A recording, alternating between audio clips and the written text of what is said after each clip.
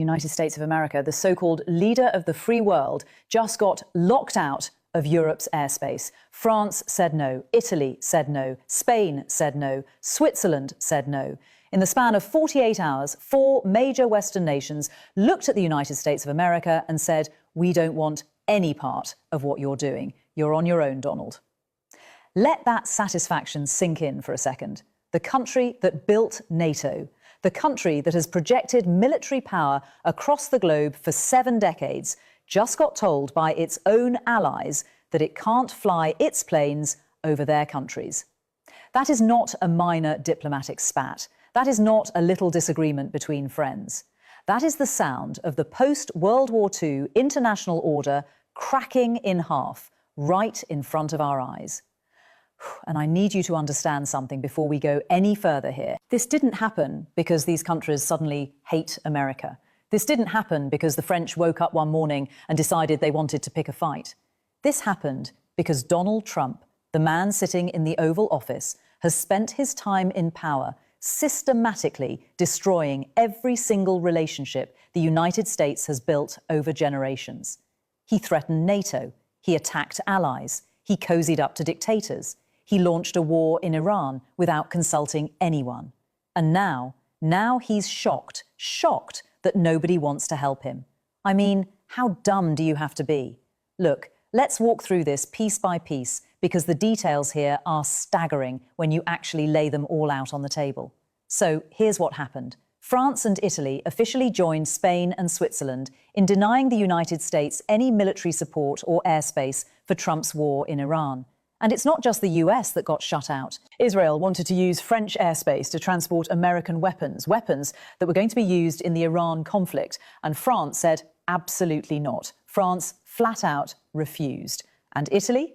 Italy told the United States that if they want to use Italian military infrastructure for purposes outside of existing agreements, they need special permission. And guess what? Trump's Iran war doesn't fall under any existing agreement. So the answer from Italy was no. You don't get to use our country as a pit stop for your unauthorized military adventure. Now think about that for a second. These are NATO allies. These are countries that have stood shoulder to shoulder with the United States through the Cold War, through the Balkans, through Afghanistan, through countless military operations over decades.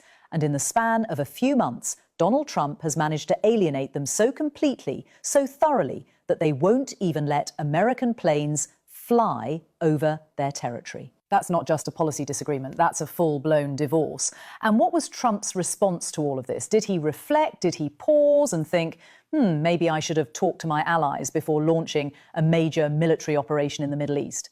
No, of course not. This is Donald Trump we're talking about. He went on the attack. He accused France of blocking military equipment. He attacked France and the United Kingdom throughout the day. He basically threw a tantrum like a child who got told he can't have dessert and then flipped the table over. And then, and this is the part that should make every American sit up straight in their chair, Trump said the United States should consider withdrawing from NATO. Let me say that again so it really lands. The President of the United States suggested that America should pull out of the military alliance that has been the backbone of Western security since 1949. An alliance that was specifically created to prevent the kind of catastrophic global conflicts that killed tens of millions of people in the first half of the 20th century. Trump wants to throw that in the garbage because France wouldn't let his planes fly over their country for a war he started without asking anyone. And it wasn't just Trump. Marco Rubio, the Secretary of State, went on Fox News and echoed the exact same thing. And I want to break down what Rubio said because the framing he used is so dishonest, so manipulative that it deserves to be pulled apart word by word. Rubio said, and I'm paraphrasing the substance here, that he used to be one of the strongest defenders of NATO in the Senate because he saw value in it. He said NATO wasn't just about defending Europe, it was about having military bases in Europe that allowed the US to project power around the world. But now, he said, if NATO means we can't use those bases when we need them, then what's the point? Then it's a one-way street. Then we're just there to defend Europe, but when we need help, they say no. Here's the reality of what Rubio just did there. he reframed the entire situation to make it sound like America is the victim, like America has been this generous benefactor, just giving and giving and giving to ungrateful Europeans who won't return the favour. But that is a complete distortion of what's actually happening. The reason these countries are refusing to cooperate isn't because they don't value the alliance. It's because Donald Trump launched an unlawful war, a war that none of these countries were consulted about, a war that none of them agreed to, a war that violates international norms. And then he showed up at their door demanding they participate.